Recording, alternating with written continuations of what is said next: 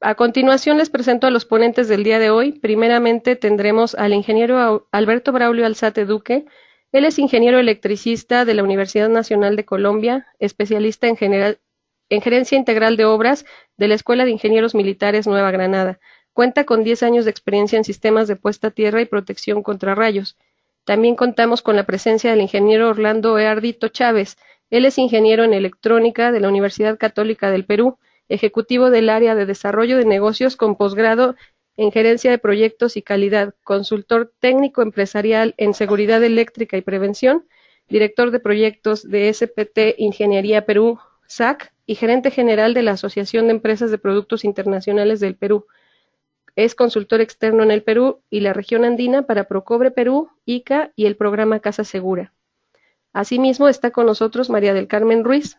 Ella es consultora senior de proyectos para la firma de PESA con más de 20 años de experiencia en gestión y desarrollo de planes y programas, implementando proyectos que relacionan a sectores industriales, comerciales y educativos con instituciones públicas y privadas nacionales e internacionales. Es consultora y coordinadora del programa Casa Segura auspiciado por ICA Procobre. Voy a ceder el uso de la pantalla al ingeniero, Alberto Braulio Alzate. Le doy paso a Mari Carmen Ruiz, que va a empezar con la descripción de lo que vamos a platicar el día de hoy. Muchas gracias por estar con nosotros. Gracias, ingeniero. Adri, buenos días a toda la audiencia. Gracias por estar aquí, escuchando un tema que para nosotros es tan importante y que agradecemos que la International Copper Association esté siempre tan interesada en impulsar proyectos de seguridad, sobre todo seguridad integral para nuestras organizaciones. Pero ¿quién es la Asociación Internacional del Cobre? Bueno, pues es una organización líder en la promoción del cobre a nivel mundial. Es una red que tiene más de 90 años trabajando, con 50 años integrando actividades a nivel mundial.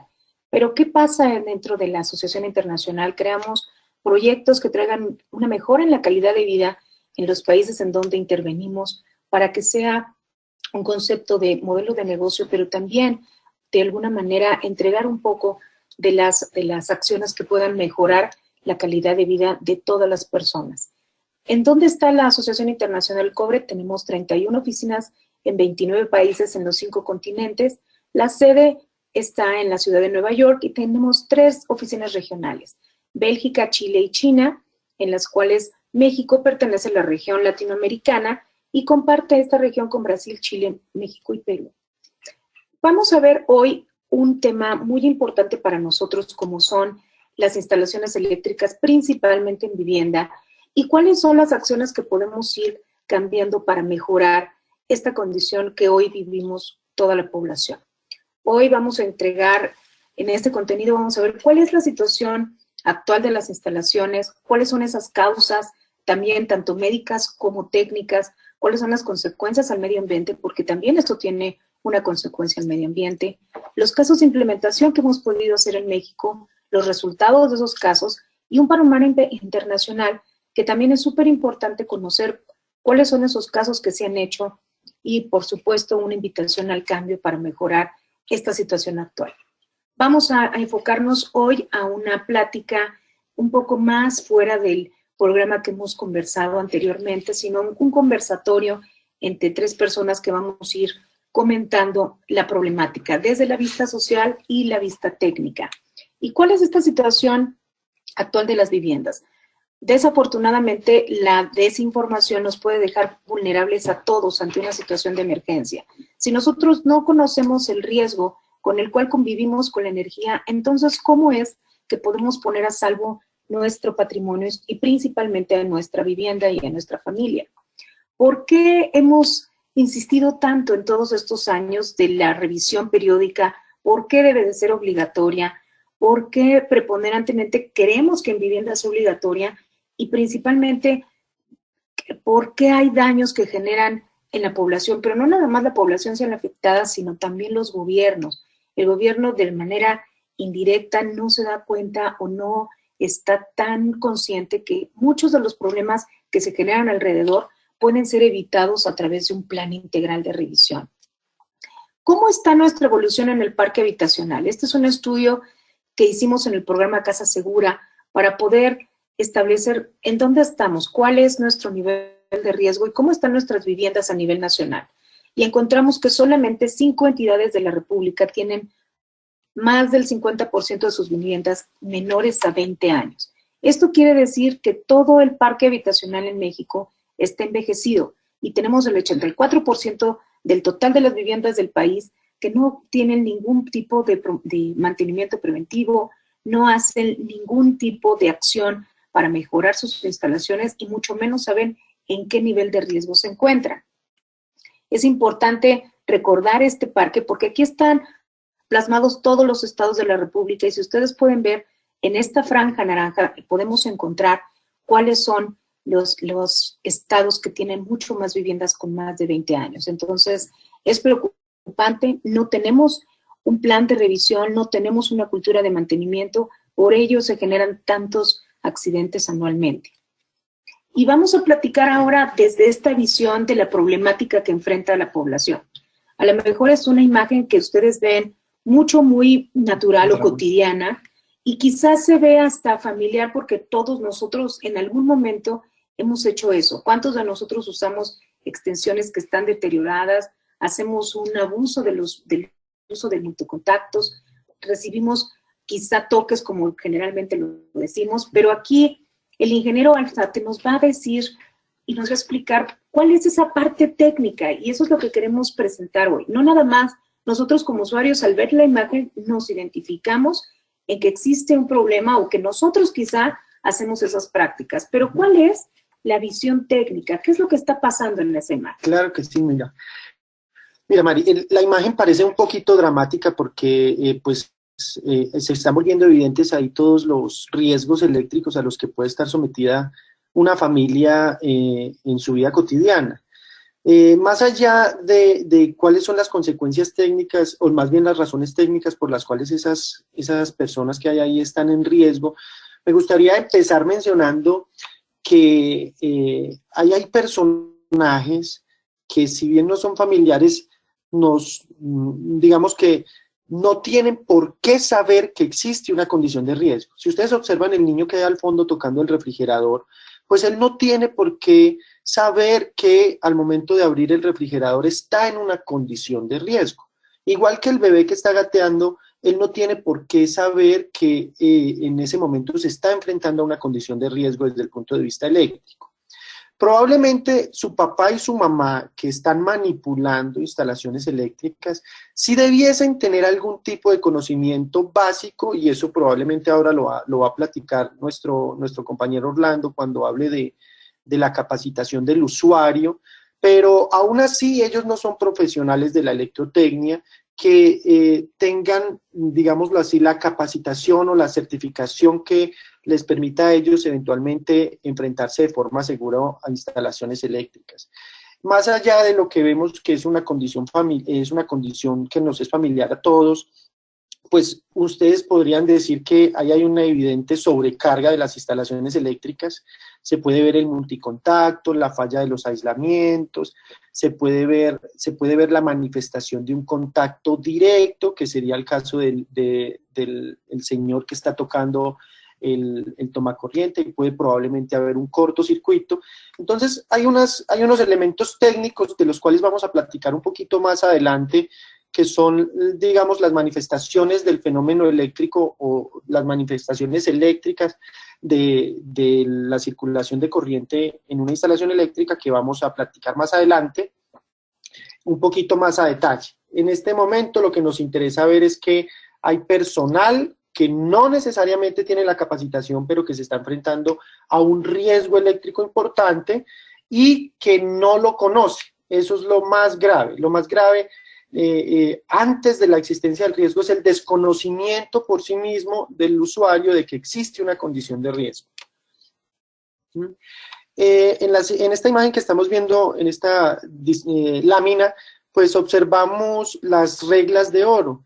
Esto nos va a permitir a nosotros ver, digamos, una contraparte de lo que es el riesgo eléctrico visto desde el punto de vista del personal calificado. Cuando hablamos de personal calificado, estamos hablando de profesionales de la electrotecnia que saben lo que es el riesgo eléctrico, y ustedes van a ver ahí 5 elementos que para los electricistas son como digamos, un mandamiento, son las 5 reglas de oro de la seguridad con las cuales un electricista puede enfrentarse a una instalación eléctrica disminuyendo el riesgo lo más posible, ¿no? Entonces, si un electricista quiere enfrentarse a una instalación eléctrica, deberá hacer un corte visible, es decir, deberá operar los interruptores, deberá bloquear para que no se puedan operar nuevamente esos interruptores mientras está haciendo, puede ser un mantenimiento o una intervención, debe verificar la ausencia de tensión, debe poner a tierra y en cortocircuito todas las posibles fuentes de tensión y además debe señalizar y delimitar las zonas de trabajo. Entonces, observen que hay un procedimiento bastante riguroso que un profesional de la electrotecnia tiene que seguir para disminuir los riesgos eléctricos a los cuales puede estar sometido.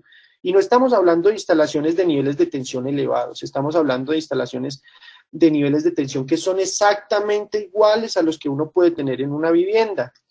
Entonces, uno podría decir, a ver, esta persona está tomando una serie de medidas preventivas para evitar sufrir una lesión causada por electricidad o posiblemente incluso la muerte, pero en casa, ¿qué medidas estamos tomando? ¿Cuáles son las medidas que en realidad nosotros estamos tomando, ya que en nuestra casa no tenemos, las personas que habitan nuestras casas no son profesionales de la electrotecnia? Esa sería como la pregunta importante. Si sabemos que el riesgo existe, ¿cuáles son estas medidas? ¿Cuáles serían las reglas de oro que se siguen en casa para evitar el riesgo eléctrico o al menos para disminuirlo al máximo? Mari Carmen nos va a platicar un poco de cuáles son estas condiciones de riesgo y vamos a ir describiendo técnicamente algunos en la medida en la que Mari Carmen vaya platicándonos. Aquí un tema importante es mencionar que los accidentes son la suma de varios acontecimientos. Quizá minimizamos un poco los temas, pero la sumatoria de todos nos hace tener este índice alto de accidentes, ¿no? En primer lugar, usted, ingeniero, nos acaba de comentar cómo es que el nulo mantenimiento de una instalación en vivienda, pues a lo mejor se tomaría irrisorio de por qué una persona tiene que tener un mantenimiento preventivo en una instalación como si fuera una industria, pero es igualmente riesgoso y igualmente importante. ¿Por qué tendríamos que tener como usuarios un mantenimiento obligatorio? Claro que sí. Pues fíjate que lo importante es que la gente, por ejemplo, entienda que cuando compra un coche, le tiene que hacer una verificación. Cada vez que el coche lo utiliza, pues va a sufrir un deterioro, ¿cierto? Eso es demasiado evidente para la gente. Pero cuando estamos hablando de instalaciones eléctricas no es tan evidente porque tú no ves el vehículo moviéndose causando un deterioro, pero todo lo que está en nuestra casa está sufriendo un deterioro. Cada vez que a través de un conductor eléctrico circula corriente, el conductor se va calentando, va generando un fenómeno térmico que hace que las condiciones de vida de ese material pues se vayan deteriorando. Y eso tiene una degradación que es gradual y que llegará un momento en el que eso pueda generar un punto de ruptura y cause una falla. El objetivo del mantenimiento es precisamente poder observar esas condiciones de deterioro para poder uno predisponer a un eventual cambio en caso de ser necesario de un elemento que puede llegar a causar una falla.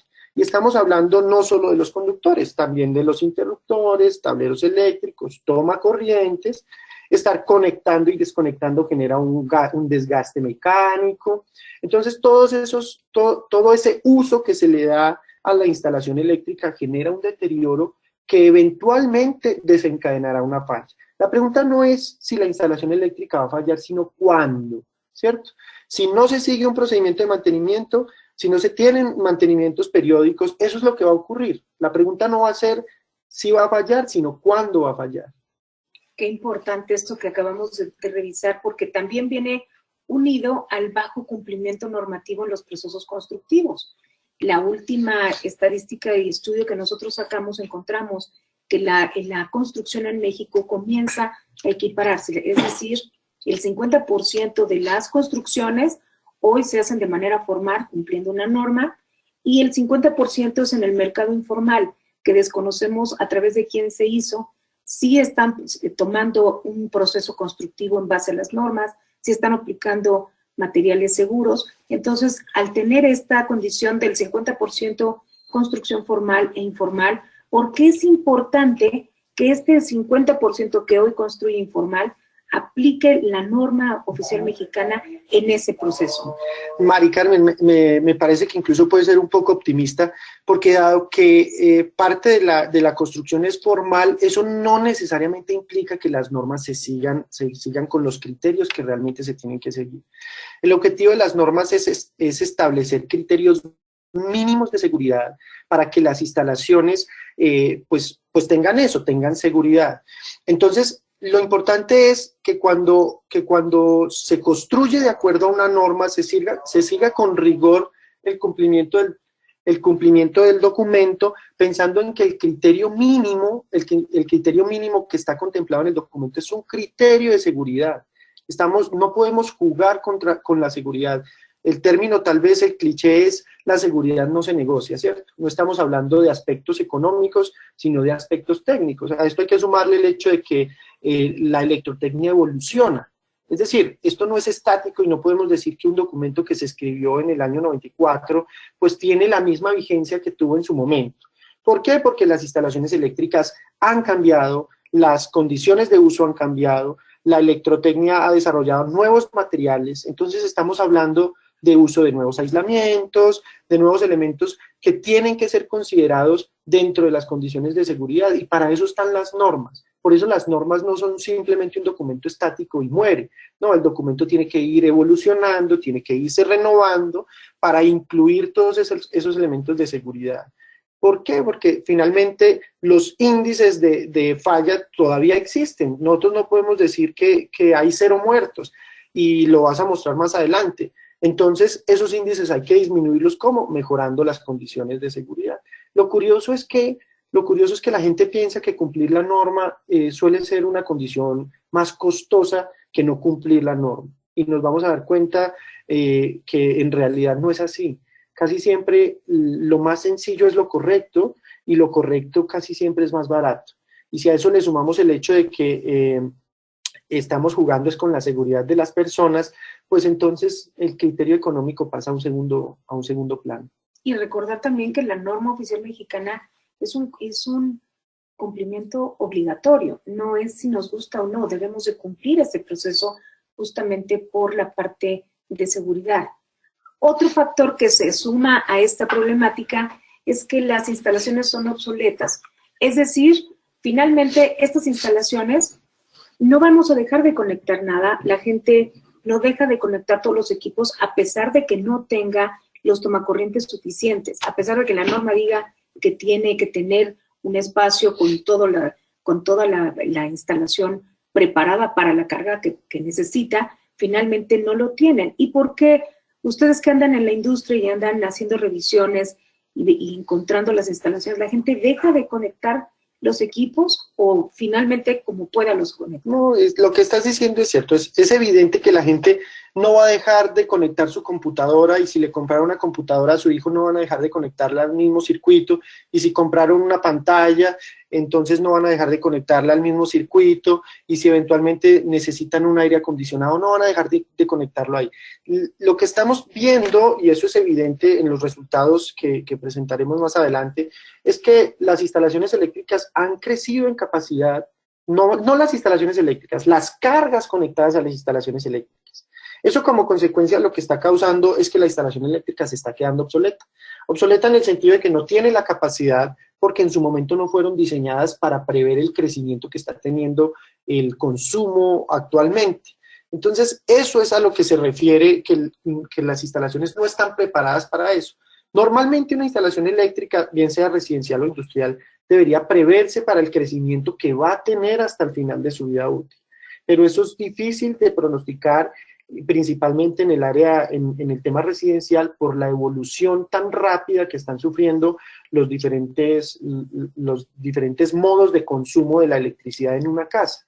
Estamos hablando de que hace 20 años la gente no tenía en promedio una computadora por persona, probablemente no tenían sino una pantalla, y si acaso una, en algunas casas, en algunas partes ni siquiera eso. Entonces, hoy en día ese crecimiento ha hecho que las instalaciones se queden obsoletas. Y a eso súmale el hecho de que esos elementos nuevos traen unas condiciones de seguridad o unas condiciones de operación que es necesario cumplir dentro de la instalación eléctrica. Y eso nos da pie a la siguiente imagen, que tiene que ver con materiales fuera de norma.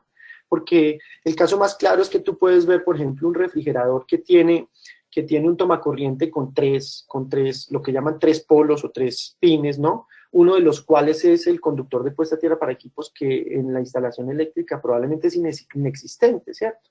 A pesar de que el elemento ya viene con la condición de seguridad, la instalación eléctrica no estaba preparada para eso. Y eso es importantísimo lo que acaba de decir de por qué es tan importante que los materiales cumplan la norma. ¿Qué pasa cuando un material no cumple la norma? Si un material no cumple la norma, lo que estamos queriendo decir con él es que no ha sido sometido a las pruebas necesarias que demuestren que es capaz de soportar las condiciones de operación en las cuales está previsto que opere. Básicamente es eso. Es decir, si yo compro un material de mala calidad y por mala calidad entiendo que no cumple una norma, ¿cierto?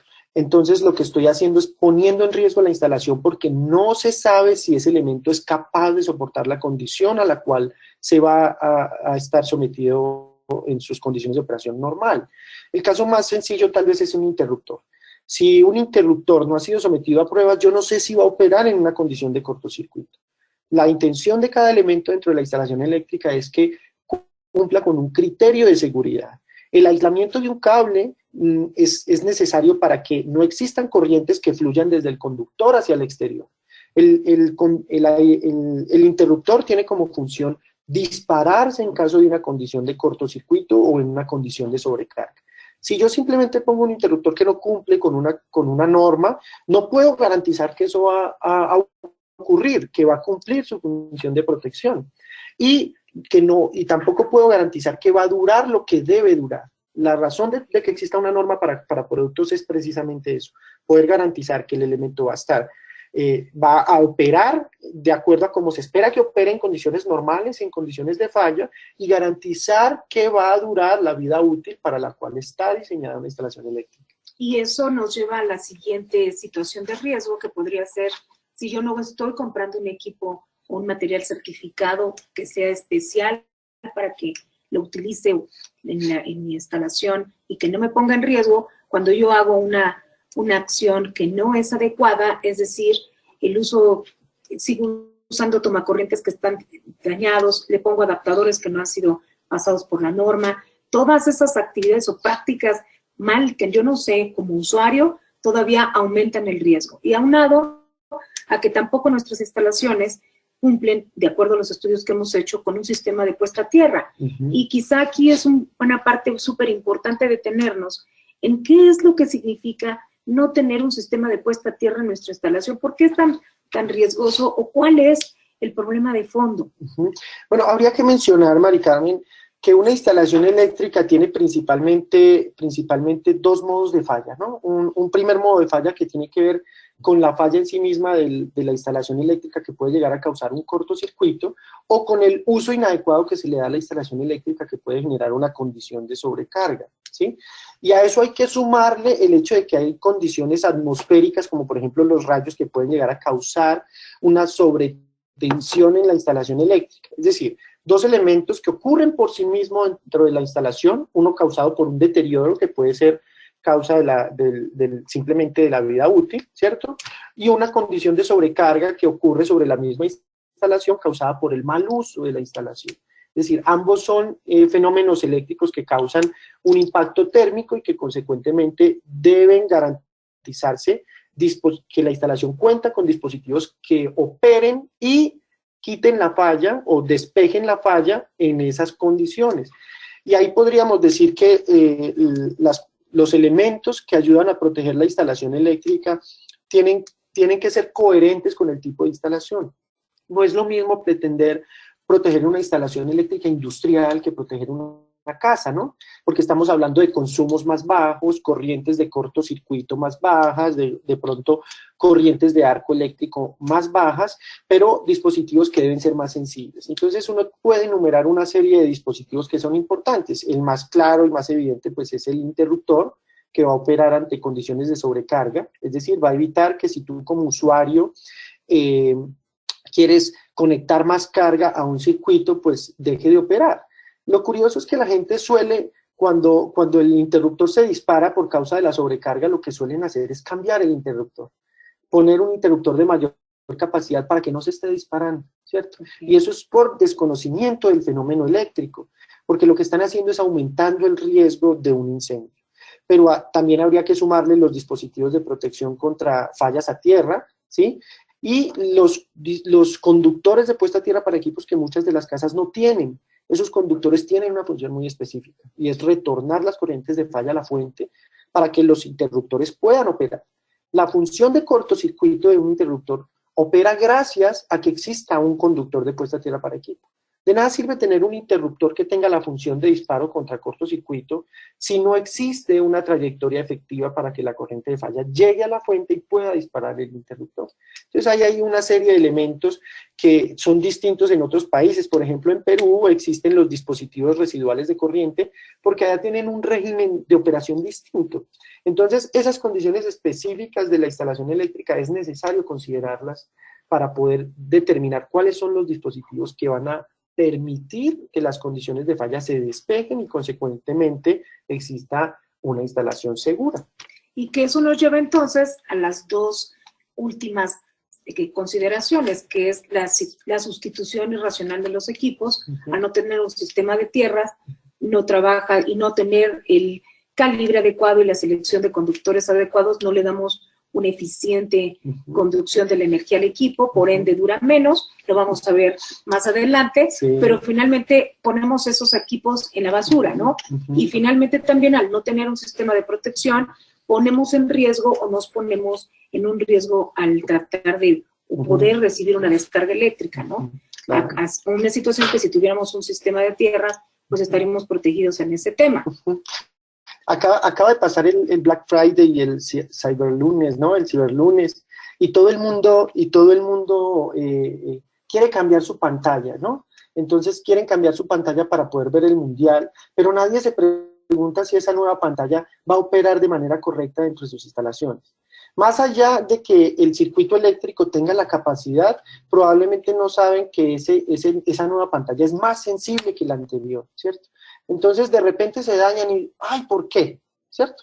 No saben entonces que la instalación eléctrica no es compatible con un determinado equipo o que el equipo es susceptible a unas condiciones de operación distintas. Y esta lámina nos va a permitir a nosotros entender que las condiciones de operación de los equipos no son exclusivas de los equipos, también existen condiciones de operación que tienen que ver con el ser humano. Hay unos límites de soportabilidad del ser humano a unas ciertas condiciones térmicas que no se pueden superar porque nos causan una quemadura y eventualmente nos podrían causar la muerte. No voy a ahondar en detalles de interpretación de la gráfica, pero básicamente lo que estoy queriendo mostrar allí es que el fenómeno eléctrico o las fallas en una instalación eléctrica causan principalmente un fenómeno térmico, y ese fenómeno térmico, dependiendo del tiempo de exposición, puede llegar a causar afectaciones que pueden ser desde una quemadura leve hasta una célula muerta o incluso hasta la muerte de una persona. Existen tres elementos del fenómeno eléctrico que causan daños. Los principales tipos de accidente con origen eléctrico, que son el contacto indirecto, el contacto directo y el arco eléctrico. Entonces ahí vemos que estos fenómenos son necesarios protegerse. Hoy en día lo que más se habla desde el punto de vista electrotécnico es aumentar la protección desde el punto de vista de arco eléctrico. Este es un fenómeno que probablemente no sea tan impactante en el tema residencial, pero que en otros niveles va a ser más importante, pero el contacto directo y el indirecto sí, porque estamos hablando de instalaciones que pierden el aislamiento, tocan los elementos metálicos, las envolventes o los chasis o las carcasas, generan una condición de riesgo para la persona y cuando la persona lo toca, genera una circulación de corriente a través del cuerpo, que es lo que llamamos un contacto directo o un contacto directo a través de otro elemento. Voy a dejar a Mari con un poco de las causas y consecuencias médicas, y ahí nos va a poder mostrar un poquito el panorama que se vive en México con respecto a las condiciones de seguridad. sobre todo ya vimos un panorama de cuáles son las condiciones o los factores que pueden ir sumando a esta causa o esta consecuencia, ¿no? Entonces, principalmente vamos a ver a continuación, hicimos un estudio para saber y determinar cuál era el origen y en dónde se suscitaban los incendios urbanos con más frecuencia en México. Y del 100% de los incendios en inmuebles registrados, el 52.7% se registra en casa habitación. De esos incendios registrados hubo heridos y esos heridos, el 76.6% fue en casa habitación. De esos heridos hubo decesos y muertos también, el 83.6% murieron en casa habitación y las pérdidas materiales por incendios, es decir, las personas que perdieron o los inmuebles que están considerados como pérdida total, el 67.8% fue en vivienda. Por eso es importante revisar que mucho del origen de estos incendios y de estos lugares de ocurrencia fueron en habitación, en casa habitación, antes de industria y comercio, como ustedes pueden ver aquí. Entonces es importante ahora revisar por qué en vivienda hay tantos incendios y cuál fue su causa. Y aquí vamos a encontrar que la causa de esos incendios en vivienda, el incendio se provocó por un cortocircuito en el 41%. De esos incendios provocados en vivienda, hubo heridos también, y los heridos que se reportan son 37.8% también por un cortocircuito. Los muertos, desafortunadamente, también hubo el 22.9% por un cortocircuito. Y las personas que perdieron toda su vivienda catalogada como pérdida total, el 61.7% fue por un cortocircuito. Si ustedes pueden escuchar y poner atención, bueno, 4 veces dijimos un cortocircuito. Eso quiere decir que podemos poner una acción preventiva para evitar y tratar de disminuir esto. Trabajamos de la mano con la Asociación Mexicana de Quemaduras, con la Fundación Michomao, y entonces ellos nos reportan que en los hospitales los lesionados atendidos en unidades de quemados, es decir, los que logran quedarse hospitalizados, el 45% de las víctimas fueron por instalaciones eléctricas, y que el 90% de estos eventos que se presentaron pudieron ser prevenidos si hubiéramos evitado la exposición repetitiva de las actividades en riesgo. Y esto me lleva a la reflexión anterior, todas las actividades repetitivas en riesgo que hemos visto en las láminas anteriores. Finalmente, también trabajamos muy de cerca y en colaboración con la Federación de Colegios de Ingenieros Mecánicos Electricistas y ramas afines de la República Mexicana. Ellos en esta constante preocupación por disminuir estas cifras tan alarmantes, nos entregan una estadística para saber cuál es el origen en dónde las personas que murieron a causa de una descarga eléctrica, en dónde fue el lugar de la ocurrencia. Y desafortunadamente, 1 de cada 3 personas que mueren por una descarga eléctrica fue en su casa. Esto es un índice que pudiéramos haber prevenido y pudiéramos haber evitado. Finalmente, la consecuencia del medio ambiente lo vimos cuando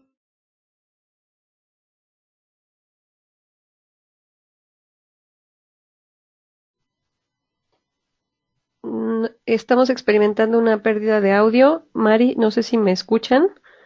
Vamos a dar un momento, por favor, porque ya no los escuchamos.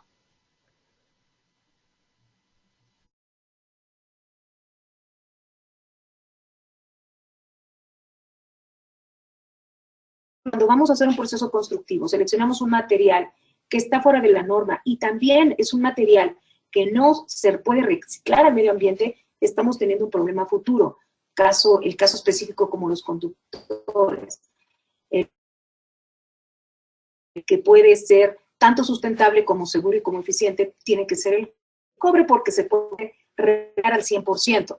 Otro tipo de materiales no pudiéramos reciclarlos. Finalmente también las instalaciones eficientes alargan la vida útil. Si nosotros vimos un equipo que iba a tener 500 horas de uso y finalmente llegamos y lo conectamos, como ya el ingeniero Alzate nos comentó, en una instalación ineficiente, entonces vamos a cortarle su vida útil y va a ir al desecho, y como vemos en la imagen, cada vez más tenemos más lugares que se ocupan para poder depositar todos los equipos que irracionalmente lanzamos sin preocuparnos a dónde los vamos a lanzar.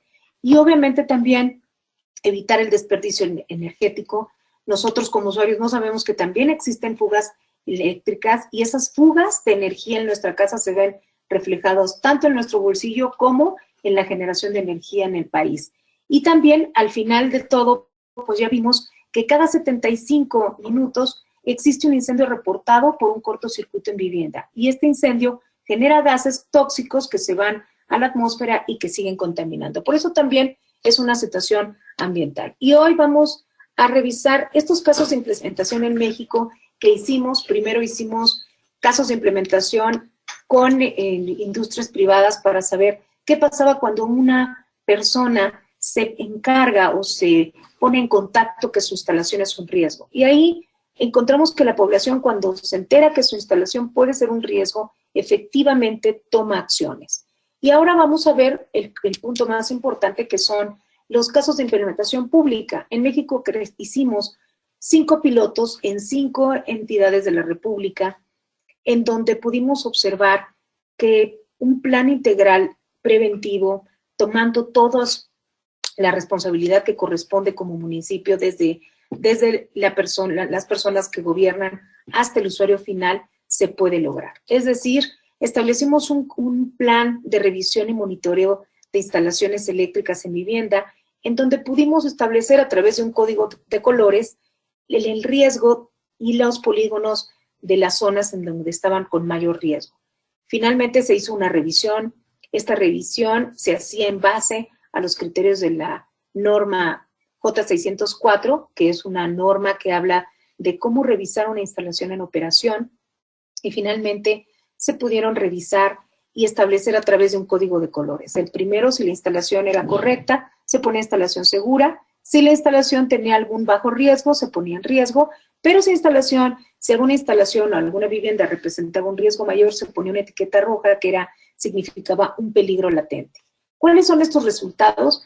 Se revisaron en 3 municipios de estos 5 establecidos, se revisaron 17,000 viviendas, de las cuales 13% solamente fueron seguras. El riesgo está en el 31% y en el 56% que tienen una condición de riesgo constante y latente, como lo vimos, como lo ha reportado tanto la sociedad médica como nuestros organismos colegiados. Estas son algunas imágenes de las implementaciones que se hicieron en estos municipios. Está Chihuahua, está Sonora, está Hermosillo, está Córdoba, Veracruz, está México, Distrito Federal en la parte de Iztacalco, y finalmente también esta lámina, esa manera de agradecimiento de todas esas personas que han caminado las calles para poder revisar la instalación, que han podido hacer algo porque su población mejore y porque las familias no tengan estos riesgos. Pero vamos a ver más allá, desde el punto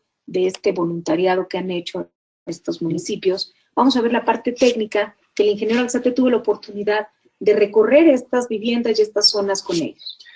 Bueno, pues digamos que la ausencia de dispositivos de protección para cada uno de los fenómenos de los que ya platicamos es la constante. Ustedes pueden ver en la imagen el estado real en el que uno encuentra las instalaciones eléctricas que pudimos observar en estos recorridos. Y le apuntan precisamente a las condiciones de operación de cada elemento o a la ausencia de esos elementos. Ustedes pueden ver ahí que hay elementos, hay cables en instalaciones exteriores, hay tableritos que no tienen interruptores, hay empalmes hechos de manera artesanal, hay ausencia de distancias de seguridad entre los diferentes tipos de instalaciones, bien sean instalaciones de gas, con instalaciones eléctricas, hay condiciones de sobrecarga evidentes, hay ausencia de protección contra fallas a tierra. La constante mayor es principalmente la ausencia de conductores de puesta a tierra, que son los que mencionábamos, las avenidas a través de las cuales las corrientes de falla pueden llegar a la fuente para disparar los interruptores.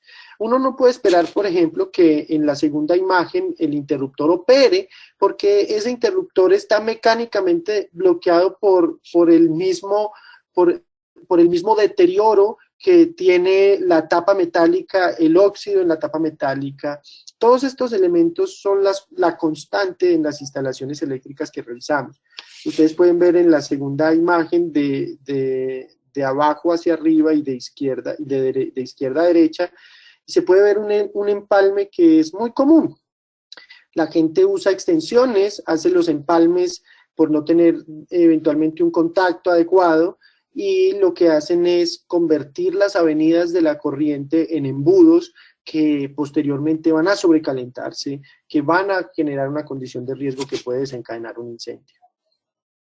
Entonces, lo importante de decir es que estas acciones muy puntuales pues tienen unos impactos directos sobre los indicadores. Ahí podemos ver el indicador de viviendas incendiadas, que pues se consideran pérdida total. En el periodo del 2013 al 2014 se redujo en un 30, en el paso al 2014-2015 se redujo en un 35.71%, mientras que los incendios en vivienda causados por causas eléctricas, por instalaciones eléctricas, se redujo en un 43.58%. Yo rescataría dos elementos, Mari. El primero es que hacer una revisión de las instalaciones eléctricas nos permite saber en qué condiciones de riesgo estamos. Saber en qué condiciones de riesgo estamos nos va a permitir evidenciar acciones puntuales que impactan de manera directa. Por ejemplo, los indicadores que mostrabas en los que se repetía el cortocircuito. Si nosotros implementamos medidas que solo le apunten a la protección contra cortocircuito, estamos yendo contra tal vez el mayor elemento de impacto en el riesgo de una instalación eléctrica. Y vamos a ver que esas son medidas que eventualmente no son tan costosas o que pueden ser costeables a través de un análisis en el que las personas que terminan en una unidad de quemados le cuestan al gobierno una cantidad de dinero que tú mejor que yo podrás decir cuánto es, y que tiene unos periodos de recuperación exageradamente altos. Entonces hay muchos puntos de comparación, más allá del hecho de que la seguridad no se negocia. Hay muchos puntos de comparación que hacen que la revisión sea costeable desde todo punto de vista. Sobre todo es importante ver que estos indicadores son en las poblaciones que se hizo una acción, ¿no? Uh-huh. Es decir, en la columna de la izquierda encontramos cuáles eran los niveles que tenían antes de cualquier programa de plan de prevención, y después, tras un año de implementación en el mismo periodo, cómo lograron disminuir estos accidentes que son por los que trabajamos en el programa, ¿no? Evitar que la gente se lesione y que pierda su patrimonio. Entonces, es importante, y lo vamos a discutir un poco más adelante, los beneficios, porque el beneficio es muy alto, tanto para la población como para los gobiernos. En estos municipios que pudimos hacer estos pilotos de implementación, encontramos que las municipalidades a través del programa se acercan a la población, escuchan las necesidades y pueden entonces encontrar soluciones juntos, ¿no? Y de otra manera también los beneficios en las unidades de protección civil que ayudan a no tener un gasto innecesario cuando se hacen llamadas de emergencia que quizá no eran emergencias, ¿no? Y lo más importante para nosotros, que no perdieron o menos viviendas la población. Y vamos hoy a platicar también de la experiencia internacional, porque este no es un tema privativo de México, ¿no? No nada más en México cambió o evolucionó la tecnología, no nada más en México tenemos la necesidad de usar cada vez más equipos electrónicos, sino también en América Latina. Y en este punto importante, hemos invitado al ingeniero Orlando Ardito, que ha sido un excelente protagonista en esta seguridad en América Latina, porque ha trabajado con AINCO también, al igual que en México, el cómo poder encontrar soluciones. Entonces, ingeniero Orlando Ardito, nos gustaría que nos platicara cuál es esa visión, qué problemáticas se encuentran los países latinoamericanos y cómo es que también ustedes encuentran la manera de solucionarlos y las acciones que están en marcha. Muy buen día con toda la concurrencia. Muy buenos días, Mari Carmen, Braulio, Adriana y a todos los asistentes a este foro. Bueno, como bien lo han mencionado ustedes, pues en cualquier lugar del mundo, y en especial en Latinoamérica, un producto, un procedimiento, una instalación antigua, deficiente o subestándar, nos puede ocasionar un incendio. En el caso del Perú, en la ciudad de Lima, 7 de cada 10 incendios ocurren a causa de una mala instalación. Los bomberos reportan que a nivel nacional se producen 31 incendios por día y ello representa más de un 48% respecto de hace 10 años atrás. Y las causas de esta situación, pues es desconocida por un usuario que en los últimos 20 años ha gozado del beneficio de que la tecnología haya evolucionado. El desarrollo de la electrónica junto con la informática han permitido que los costos de los productos comiencen a disminuir y uno pueda tener en casa muchísimos artefactos eléctricos. Hoy en día estamos estimando en Perú que consumimos de 8 a 10 veces más energía que hace 10 años o 20 años, y que tenemos un promedio entre 20 a 50 aparatos eléctricos, mientras hace 25 años solamente teníamos 5. Entonces, cuando uno comienza a abusar del uso de la energía de una manera negativa, entonces comienzan a aparecer esos problemas que Braulio mencionó a través de una lámina muy sugestiva, en donde cada uno de los miembros de la familia comienzan a reportar incidencias que tienen que ver con la parte eléctrica y son desconocedores del tema. Sin embargo, muchas veces uno termina acostumbrándose, mientras tanto el recibo de energía comienza a marcar más, y es ahí donde nosotros podemos decir que comienza nuestra participación.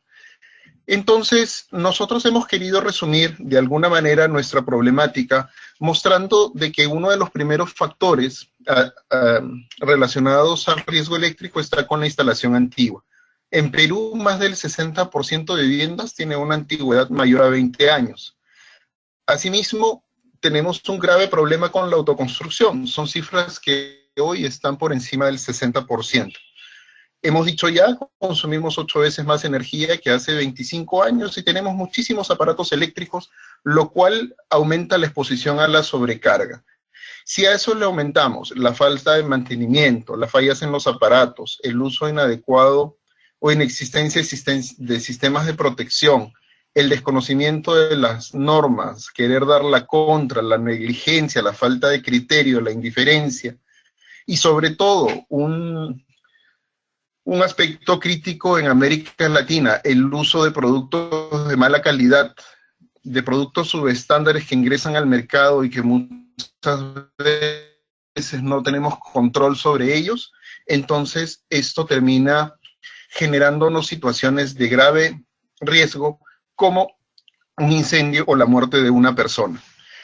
Si a esto le añadimos la estadística que nosotros hemos podido identificar, que el 85% de los usuarios se sienten seguros en su vivienda, entonces definitivamente acá hay algo que está crítico, porque tenemos una accidentabilidad muy alta, pero el usuario aparentemente no la percibe. Y entonces, en ese contexto es que desde el punto de vista normativo, nosotros tenemos que comenzar a trabajar y establecer lo que hoy, pues para esta exposición hemos llamado una responsabilidad compartida. En nuestro caso, el mandato inicial, desde el punto de vista regulatorio, normativo, técnico, por decirlo de alguna manera, parte desde nuestra constitución política. En nuestra constitución, como en muchos documentos de muchos países en América Latina, nos mencionan que la persona es el fin supremo de la sociedad y como tal tiene derecho a la vida y además tiene derecho a una vivienda digna. Por lo tanto, encarga a las autoridades el desarrollo de documentos complementarios que protejan a la persona.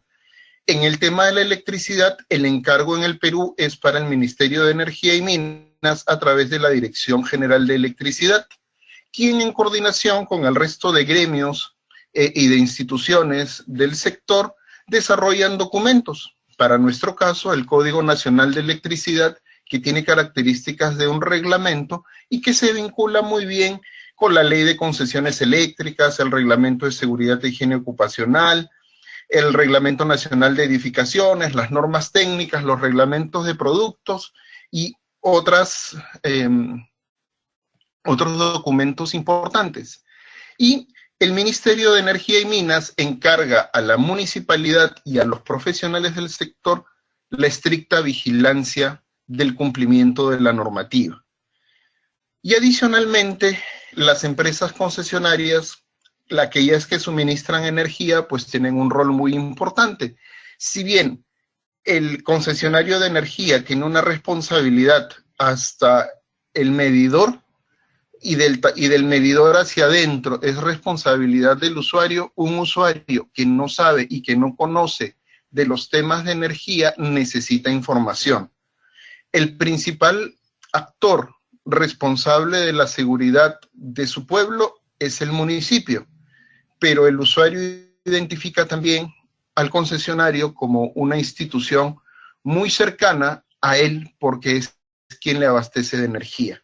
Entonces, en este contexto, toca trabajar en conjunto para poder educar al usuario, pero también ser usuarios en el proceso y compartir nuestra responsabilidad dando el ejemplo desde casa.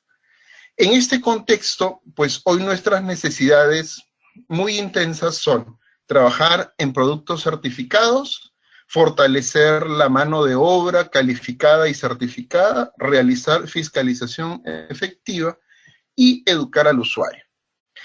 En adelante lo que vamos a mostrar pues son los pasos que nosotros creemos debe de convertirse en retos a nivel latinoamericano, sobre la base de algunas experiencias que a nosotros pues nos han funcionado, unas mejor que otras, pero que queremos compartir y mostrarles de alguna manera.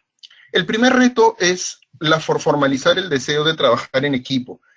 Siempre uno trabaja con mucha gente y ve que empresas, instituciones desarrollan esfuerzos aislados y se invierte mucho dinero.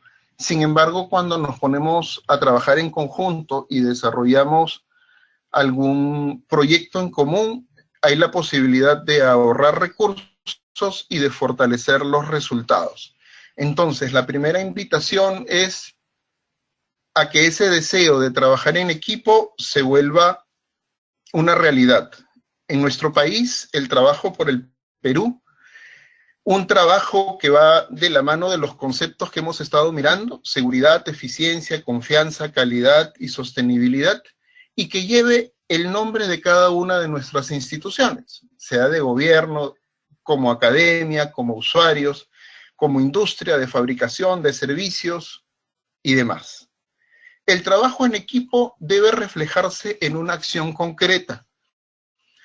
Desde hace mucho tiempo, las empresas concesionarias en nuestro país han formado, junto con la población y otras instituciones, las mesas descentralizadas sobre seguridad y prevención del riesgo. Dentro de este concepto, el tema eléctrico es importante y ya tenemos desde hace 10 años institucionalizada lo que le llamamos la Semana de la Seguridad y del Medio Ambiente. Dentro de esa Semana de la Seguridad y Medio Ambiente se realizan muchas actividades. Una de ellas es lo que vemos a la derecha, que son charlas, exposiciones hacia la población, hacia los técnicos, hacia los colegios profesionales. Y un día de la semana, como mínimo, se dedica al tema de la electricidad como tema importante transversal a todas las actividades que se desarrollan en el gremio. Esto viene complementado con ferias, educación al usuario, trabajo colaborativo con las instituciones educativas de menores, entre otros. Adicionalmente, hemos trabajado junto con el concesionario en fortalecer competencias.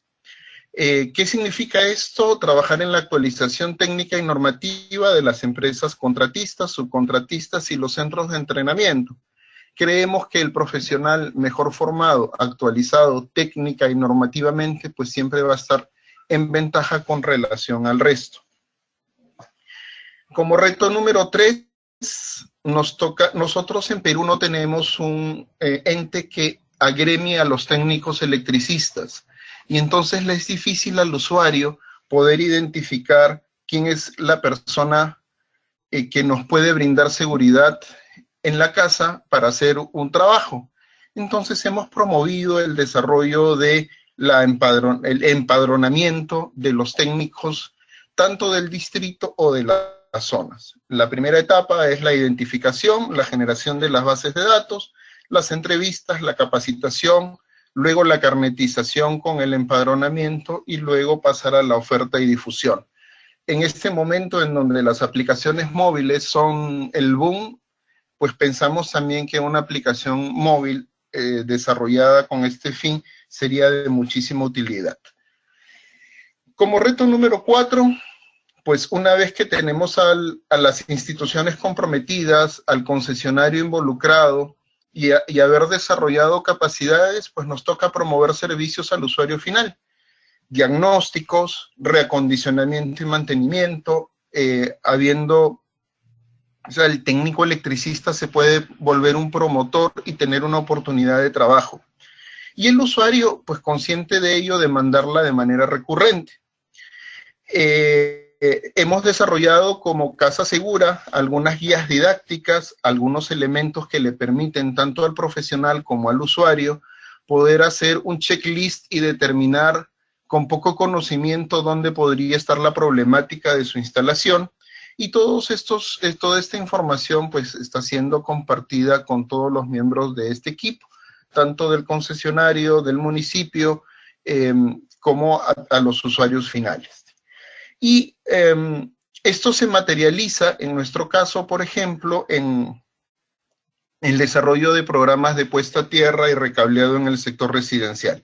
Un concesionario coloca en su centro de atención al cliente módulos educativos, videos que nosotros les hemos proporcionado, desarrolla material técnico de promoción de muy simple lectura y invita a la población a través de sorteos a desarrollar un diagnóstico en su instalación. Esto trajo como consecuencia para alguna de las empresas que optaron por este servicio rentabilidad, y esta rentabilidad fue comunicada a través de sus memorias. Entonces significa de que no solamente es interesante para el usuario, sino también es una cadena de valor que va dentro de cada uno de los actores de la cadena. Adicionalmente, venimos promoviendo también la puesta en práctica de las, valga la redundancia, buenas prácticas de otros países, y en este caso, ejemplos de México los tratamos de replicar en Perú. En nuestro caso, utilizamos solamente el sello verde como un premio a quien hace bien las cosas, y nos funcionó de manera asertiva. Como reto número 5, establecimos la necesidad de educar al usuario. O sea, ya le hemos implementado procesos, pero el usuario no necesariamente tiene que estar convencido, y esta educación siempre debe de partir desde la base. Entonces las empresas concesionarias han comenzado a tener convenios de colaboración con el Ministerio de Educación para que a través de la currícula de los más pequeños puedan comenzar a introducir conceptos como seguridad eléctrica, ética profesional y eficiencia energética. La educación al usuario también se fortalece con el desarrollo de la tecnología, en este caso de videos, mensajes que uno puede recibir a través del recibo de energía, como una instalación eléctrica adecuada protege a nuestra familia y la inversión, y que la seguridad es respeto a la vida. Desarrollo de spots publicitarios en la vía pública, uno anuncia lo que tiene y lo puede compartir. ¿Y qué más decir de las redes sociales? Hay que desarrollar mensajes comunes y comunicar estos mensajes. Entonces, hoy las redes sociales pues son estupendas. Si a eso le sumamos la radio, la televisión y algunos medios impresos, entonces creemos que la conciencia se puede ir generando, siempre de arriba hacia abajo y de abajo hacia arriba. Finalmente, y ya terminando la parte que me corresponde, pues mostrarles algunos beneficios que nosotros creemos que pueden lograrse a través de las empresas concesionarias. Primero, el cumplimiento con el compromiso de las normas y los reglamentos vigentes, establecer mapas de riesgo en las localidades de concesión, colaborar con la reducción del riesgo de accidentes, identificar y reducir las pérdidas por fugas de energía, contribuir con el usuario a la toma de conciencia del concepto seguridad en las instalaciones eléctricas domiciliarias, promover mayor seguridad para los habitantes, desarrollar nuevos negocios, mejorar la imagen corporativa, prosperar las estadísticas de atención de quejas y reclamos, trabajar en temas de responsabilidad social, entre otros. Y el más beneficiado en el proceso, obviamente, es el usuario, quien mejora en la seguridad, reduce en el costo de mantenimiento, optimiza y aprovecha el consumo de la energía eléctrica, se adecúa a las normas vigentes de la instalación, reduce el riesgo de accidentes, mejora la seguridad para los habitantes, aumenta el valor de la propiedad y tiene una mejora de la calidad de vida y mayor confort. En este momento, pues le cedo la palabra a Mari Carmen y a Braulio para continuar con el proceso. Excelente, muchas gracias por la presentación. Yo creo que hemos podido revisar que no es un problema solamente de México, sino que también en América Latina enfrentan la misma problemática y hemos visto estas iniciativas que has presentado, que son muy buenas, son excelentes estas iniciativas, como es unir los esfuerzos en cuanto no nada más a la sociedad y al gobierno, sino unir también la parte de las suministradoras que tan importante es, ¿no?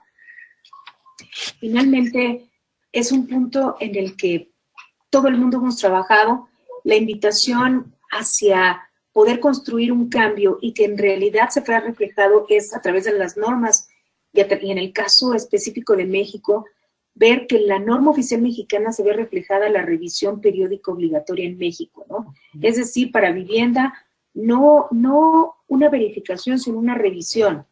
Y en esta revisión, tratar de revisar, bueno, quiénes son y cuáles son los elementos que podemos integrar para poder frenar un poco los accidentes, para poder mitigar los riesgos, para poder frenar estos muertos por electrocución, estos incendios que se producen cada 75 minutos en una parte del país y principalmente en vivienda. Entonces, existe la invitación al cambio y nosotros encontramos y ponemos en la mesa de todas las organizaciones que hoy tienen la oportunidad de participar en la actualización de la NOM 001C de 2017, a incorporar estos puntos para lograr un plan de revisión periódica pero integral, visto desde el cumplimiento en el proceso de construcción, el cumplimiento en el proceso de fiscalización, el cumplimiento de colocar materiales certificados y aprobados por las normas por seguridad, de ocupar personal que esté certificado y que sepa la función que se requiere, y también al usuario que esté consciente que no debe de ser un tema alejado a ellos, sino también es parte de la responsabilidad de mantener una instalación segura y eficiente, ¿no? Yo le sumaría un poquito a lo que dice Mari, digamos, retomaría las palabras de Orlando y las de Mari, en el sentido de que esto es una responsabilidad compartida. Si entendemos que hay una responsabilidad compartida, sabemos que todos tenemos que aportarle a la seguridad, de que las vidas que están en juego son las de nuestros hijos, las de nuestras familias, lo que está en juego es nuestro patrimonio, ¿cierto? Entonces, todos tenemos que sumarnos. La invitación es a que quienes le pueden aportar desde el punto de vista normativo, pues logren tener el impacto que se desea para que ese texto quede en un documento que lo convierta en una medida preventiva que se refleje en una condición obligatoria. Eso es como lo importante para poder que luego vengan las herramientas de implementación basadas en ese requisito específico que debe provenir necesariamente a través de un mandato normativo. En este caso en específico con el ingeniero Orlando Arbito, que él tiene realmente una implementación, como pudimos ver, en una empresa suministradora de energía, que es también el cambio fundamental. ¿Cómo es que estas organizaciones que surten la energía diariamente también tienen una parte de responsabilidad y también pueden hacer el gran cambio? Ingeniero, ¿puede comentarnos un poco más qué fue de esa experiencia de este piloto de implementación con Hidroandina? ¿Cómo fue que se acercaron a sus usuarios y a sus clientes? ¿Cuál fue ese impacto? Bueno, inicialmente el acercamiento con las empresas concesionarias estuvo con el propósito de hacer actualización profesional dirigida a su personal. Sabíamos de que hay muchos temas, tanto en media tensión como en baja tensión, que a ellos podían interesarle, y sobre la base de esa primera relación de acercamiento a la concesionaria, pues establecimos que había un punto crítico y que era la seguridad del usuario final, que nadie la estaba tocando. Le propusimos como iniciativa poder desarrollar algunos mapas de riesgos de la zona, hacer algunos diagnósticos, incluso le hemos planteado el desarrollo de un proyecto que se llama El ejemplo empieza por casa, en donde la idea es, si yo soy una empresa que está relacionada con la seguridad eléctrica y que promuevo la energía segura y se la exijo muchas veces a las personas a las que se la entrego, pues yo también debo dar el ejemplo. Yo como director, como gerente, como responsable, e incluso como parte de la empresa debo de asegurarme que yo y mis trabajadores estemos cumpliendo con esa normativa, no solamente en la oficina, sino también en casa. Entonces, esto comenzó a generar conciencia sobre cada una de las personas participantes en el proceso y al inicio desarrollamos volantes para concientizar a los usuarios, volantes que se entregaron junto con los recibos de energía, y como segundo paso, pues se comenzó a invitar a la población a desarrollar algunos programas de diagnóstico. ¿De diagnóstico con quién? Con el personal entrenado a la concesionaria e incluso con la colaboración de algunas instituciones educativas de la zona. Lo que nos ha permitido pues es tener un mejor panorama de qué es lo que está sucediendo, cuál es nuestro nivel de riesgo, cuál es el nivel de seguridad que percibe el usuario en su vivienda e identificar todas las oportunidades de mejora y cambio. El usuario encuentra sí algunas barreras, muchas de ellas desde el punto de vista económico y otras de ellas relacionadas con las personas que van a hacer el trabajo al interior de la vivienda, pues siempre hay celo de saber quién entra y qué cosa hace y cuánto tiempo va a permanecer. Pero eso se va superando en la medida de que uno pues hace el trabajo con garantía, con responsabilidad, con profesionalismo y puede ir obteniendo buenos resultados en el camino. Las acciones no están cerradas, de hecho muchas veces los cambios en las instituciones hacen que los proyectos avancen, retrocedan, pero creemos que vamos por el buen camino y que debemos de seguir sumando actores, sobre todo a los gobiernos locales en donde consideramos recae la responsabilidad mayor por ser los que cuidan del distrito y parte del distrito pues somos los habitantes. Muchas gracias, y esto es el gran mensaje que el día de hoy nosotros queremos entregar como programa Casa Seguro México y América Latina. Hay casos de implementación que están medidos, que están representados en indicadores, cuál es el beneficio tanto para la población como en el beneficio económico, como beneficio ambiental, de seguridad, beneficio también para nuestros gobernantes, pero también el gran mensaje es, en esta exposición hemos presentado varias opciones y varias oportunidades de poder integrar un plan de revisión y monitoreo. ¿Es posible? Sí. Ya vimos que no se requiere un ejército para poderlo hacer, simplemente organizar bien nuestras áreas, potencializar a la gente que hoy trabaja en estas actividades y el ordenamiento a través de las normas. Entonces, la invitación al cambio es tratar de establecer, por lo menos en el punto inicial, que se establezca en la norma oficial mexicana que se debe de revisar la instalación por seguridad de los usuarios. Ya tenemos casos de implementación, ponemos a disposición de todas las autoridades, de las organizaciones que participan en estos procesos de actualización. Esta información que ustedes ven en la pantalla, que es la situación de las instalaciones eléctricas en vivienda en México, el diagnóstico y las propuestas en las cuales nosotros soportamos esta iniciativa. Ahí vienen los indicadores a profundidad que hemos comentado el día de hoy muy brevemente. También podrán encontrar en los anexos todos los datos estadísticos de en dónde se soportan, de cuántos accidentes hay, de cuáles son los incendios que se reportan, el costo que tiene para las unidades de quemados atender a una persona lesionada por un cortocircuito o por una instalación eléctrica. Entonces está a disposición todas las instituciones interesadas en recibir este documento, simplemente tienen que escribirnos al programa directamente o mandarnos información en la diapositiva siguiente, que encontraremos los datos, y ahí están nuestros correos electrónicos para que ustedes puedan solicitar información. Está a disposición de todas las organizaciones y también estamos con la mejor disposición de entregar más información para ayudar a este proceso de actualización de la norma. Sin duda fue un conversatorio muy rico en el que pudimos encontrar la parte social, la parte técnica, la parte internacional, y estaremos pues muy gustosos de seguir conversando de este tema durante el tiempo de esta actualización en la vivienda. Entonces, queremos agradecer muy especialmente al ingeniero Orlando Ardito el habernos dado esta oportunidad de conocer un poco más acerca de lo que sucede en nuestros países de América Latina. También al ingeniero Braulio Alzate, que como siempre hace una gran intervención en este punto y conversa acerca de la importancia que tiene el proteger las instalaciones y la revisión. Y a ustedes por estar aquí atendiendo esta iniciativa tan importante para nosotros como es la seguridad de todos. Repetimos, en www.programategura.org van a poder encontrar más información y también ponemos a disposición el dossier que comentamos anteriormente. Ingeniero Orlando Ardito, ¿algún comentario de salida?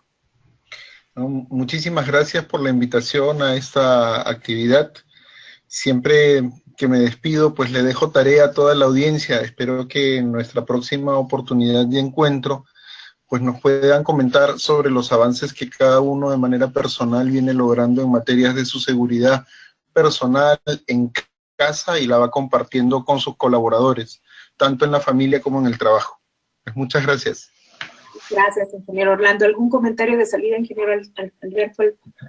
Pues, Mari Carmen, solamente sumarle al hecho de que Orlando los está invitando a implementar una tarea, sumarle que a esa tarea que revisen su instalación eléctrica y se den cuenta del nivel de riesgo en el cual están. No necesitan ser especialistas en instalaciones eléctricas para saber que si tienen varios equipos conectados en un multitoma, están posiblemente sobrecargando su instalación eléctrica.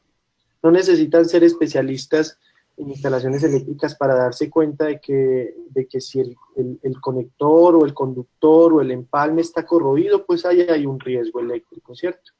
Que si hay un elemento metálico expuesto, sus hijos están en riesgo.